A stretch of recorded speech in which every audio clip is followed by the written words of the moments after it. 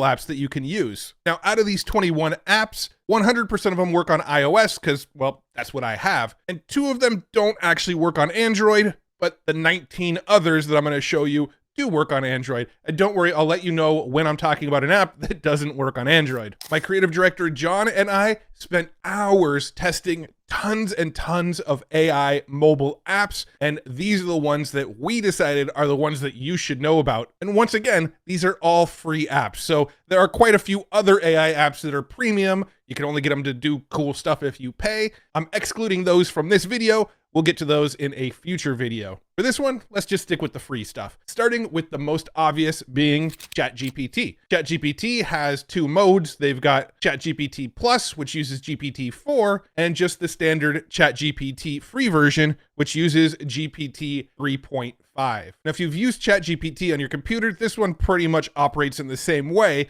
But the one major difference about the mobile app that I really love is that you can have chats with it, similar to how you'd have chats with Siri, and well, it's quite a bit better than Siri. Now, if you're using 3.5, it's not going to browse the internet. It's only going to give you information from its training data, but it's still really cool to have a conversation with it. Simply hit the little headphone button to the right of the message box here, and then you can have conversations with it. Tell me a story about a silly rabbit. Once upon a time, there was a silly rabbit named Benny. Benny loved to hop around the forest, but he had a peculiar habit of trying to jump over every single tree stump he came across. And there you go. There's the story that it generated for us, and then it jumps straight back to the familiar chat box where we could actually read the story if we wanted. Now, I cut the story a little bit short because I wanted to keep the pace of the video going, but if you want to read the story, go ahead and pause the video here. Now, while we're on the topic of chatbots, I really like the Pi chatbot. The Pi chatbot comes from a company called Inflection AI, whose CEO, Mustafa Suleyman, used to be a part of Google's DeepMind. Now, Pi is designed to be a lot more conversational, a lot more personal, maybe a little less informational. In the account settings, it actually has some really good, really realistic voices. My personal favorite is voice number 6. Hey there, great to meet you. I'm Pi, your personal AI. Once you've got it working, press the little phone icon next to the Talk with Pi box, and you can have a conversation with this one just like we did with ChatGPT. One of the fun things John and I were doing was having it explain slang to us. What does yeet mean? Yeet is a slang term with multiple meanings, but it generally expresses excitement, triumph, or the act of throwing something.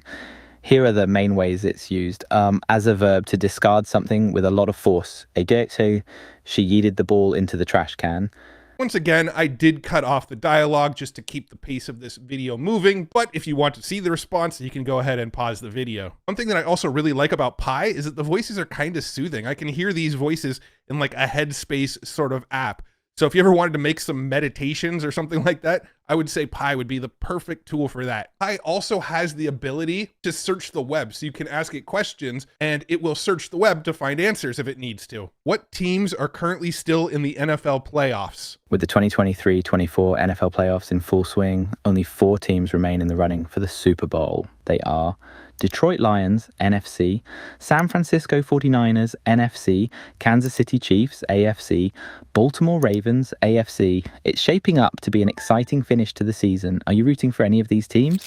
No, I don't follow football. Another thing that I find really interesting about Pi is its use of breath and ums and things like that. Instead of just long, awkward pauses, a lot of times it will use these ums and the sort of breathing sound to fill in the gaps to give it this realism that I really, really enjoy. Next up, let's talk about Perplexity. Now, Perplexity does have a free model and a paid model, but using the free model, it's really amazing for doing research. It's a really good replacement for something like Google search if you just need information about a topic. What are the best free mobile AI apps? Now, this one doesn't actually respond with a voice, but it does bring us to a response page. The best free AI apps for mobile in 2023, Lensa, Replica, ChatGPT. These apps cover a range of functionalities, etc. And then it gives us some extra questions to ask, as well as cites some sources of where it got the information that it's sharing. Another thing that I really like about the Perplexity app is that it's got this Discover tab down at the very bottom. If I click on this, it will actually suggest some interesting topics to deep dive into. For example, the Messi Ronaldo era ends. What's that all about? I could click on that. It's got some sources available for me and then explains why this era in football/soccer is now over. Now, I believe Perplexity uses a handful of different AI models inside of the platform. And if you upgrade to the paid plan, then you can even use GPT-4 and Claude 2.1. According to this tweet here that came out at the time of this recording, Perplexity even now has Code Llama 7DB Instruct available within its API. So I'm not sure if it's available inside the mobile app or not, but they are using a combination of different AI models. I believe the main model it uses is GPT 3.5, unless you upgrade and then you get additional model options. But let's go ahead and just ask Perplexity, what large language model does Perplexity use? Even in Perplexity's response, it does say the specific large language model used by Perplexity AI is not mentioned in the available search results. And I can't talk about AI chat models without talking about character AI. This one is just fun. Using character AI, you can talk to any character, real or fictional, and that AI character will actually believe it's the person you're talking to. Like this conversation that I had with Mark Zuckerberg. I asked him, "What's your middle name?" "My middle name is Edward. It's a family name." I said, "No, it's not. I apologize for my error. My middle name is actually David, not Edward. I am human, so I make mistakes sometimes. Don't let it happen again. I promise it won't. I will ensure that I am more careful and accurate next time. Are you really a lizard?" "I promise you I am not a lizard. I am a human, born and raised. I eat human food like hot dogs and pizza, and I enjoy human activities like walking on 2 feet. I am not a lizard." That's exactly what a lizard would say. It's also exactly what a human would say. "I swear I have nothing to do with the lizard community. We don't have any kind of pact." Interesting conversation, Zuck. I've also had fictional conversations with Tim Cook on here, as well as Deadpool, because why not? There's not a ton of practical use cases for this one. It's just fun. Even my kids like getting on this one and creating characters and having random conversations with them. It's just actually kind of a blast to screw around with fake AI characters, to be honest. Next up, Socratic. This one's actually by Google, and you can take pictures of things and it will analyze the pictures and help you solve problems from the pictures. So for example, I got my camera on right now. See, there's my computer. Look, hey. If I take this sticky note that I just created and I put a math problem on it, like 14 times 268 to the third power plus 12, and I take a quick snapshot of it. Let me see if I can get it in focus here. You can see it found the math problem. I'm going to go ahead and make sure it grabs the whole thing, and then I'm going to click go. And see, it found the math problem, 14 times 268 to the third power plus 12. You can see it gave me the solution, but if I click solve here, it actually breaks down the step-by-step method that it used to solve it. So it did 14 times 268, which is 3752, multiplied it to the third power, got this giant number here, then added 12 to get the final result. If I press the little search icon down at the bottom, it brings up a question box and I can ask any question. For example, how deep is the deepest part of the ocean? And I get a response, as well as some additional explanations here about the world's oceans. I get related videos, I get Q&A, and I get more info from the web, all in a single app. I can also scroll up from the bottom when I'm on the app and see all of the various topics that I can dig in with Socratic. And this one's 100% free. I don't even believe they offer a paid option if you want to. Next up, let's look at AI Writer. This is a really quick and easy tool to write up quick messages for various use cases. And the cool thing is it's got a whole bunch of prompt templates that you can start with. So if I click on choose a prompt template here, you can see all of the templates that are already available inside of this. These are beginnings of prompts that you can use. Write an SMS text message, write an essay about, write an email to. So I can say, write an email to my boss about taking next week off. This is what you got if you invested $20.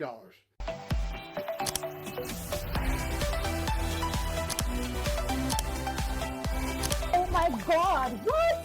Is down here. I've already added some profile information here. We can choose a text length, short, medium, or long. I've noticed that using short is the best because even short still writes pretty long messages. And then we've got writing tone. I'm going to go ahead and use persuasive. Let's persuade my boss to give me the week off. Let's click generate. And just like that, it writes me an email that I can use to send to my boss to persuade him to give me next week off. You can also write replies. You input the initial message that somebody gave you and have it automatically write a reply for you so you don't have to think of how to reply. And you can rewrite messages, which is fairly self-explanatory.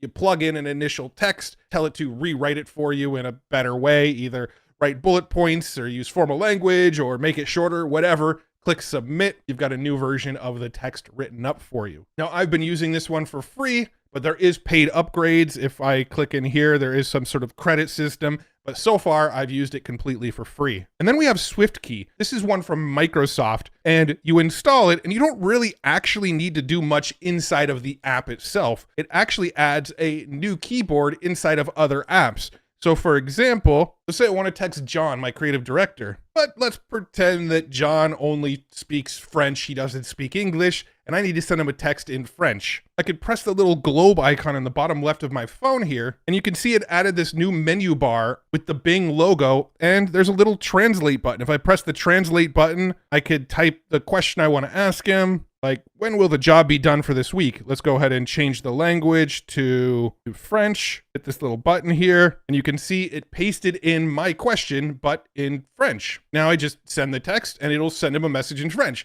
I'm not going to send him this message right now because I'm recording this late at night, and he'll probably be wondering why I'm texting him in French, but that's how it's done. I can also generate images with DALL-E directly inside of this app and send them through text message. I just click these 4 little squares over on the right side.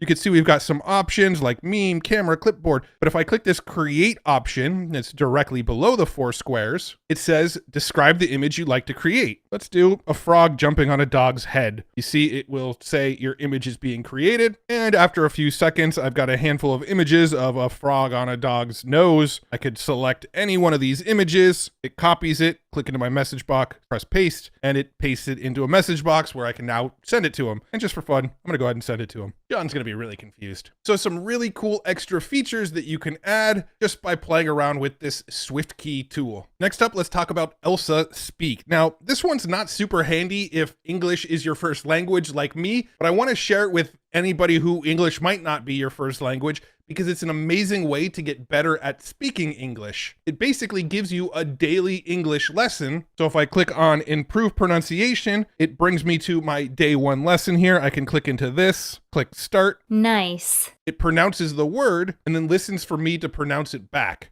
Nice. It told me I pronounced it excellent. Move on to the next word. My biggest wish. And just for fun, let's go ahead and mispronounce one of these just to see what it does. My biggest whiff.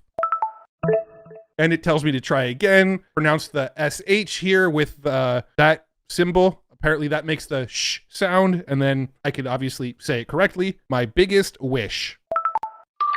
And now it's excellent. It's a great way to practice your English pronunciation if maybe English isn't your first language. Next up, let's talk about Otter. Otter is really, really handy for meetings. Let's say you have a lunch meeting with somebody. You take your phone, you set it on the table between the two of you during your lunch meeting, and you hit record. It records the entire conversation, transcribes the entire conversation. It knows there's 2 speakers and it will break the conversation into speaker 1 and speaker 2. It will then even give you a summary of the conversation and you can have chats with the conversation. So for example, here's a demo that they've already got preloaded into the app called My Recording Tutorial. You can see it's got the transcripts all the way through of this presentation or speech or whatever it is. Up at the top, I can click on summary and see a sort of breakdown of the various topics from the chat. I can open any one of these topics, see some bullets from that specific portion. At the very end, there's a tab that says takeaways, and there's a button that says Otter Chat where I can ask it questions. Otter, was I mentioned? No, Matt Wolf is not mentioned in the provided meeting transcript. Let's ask, what is Otter good for, since this is a tutorial about Otter? And we get a response based on what was said in the conversation. Really, really handy for notes and meetings. All right, now we're going to get into some of the AI art tools that are available on your phone. And I'm probably going to pick up the pace a little bit with some of these because a lot of these do a lot of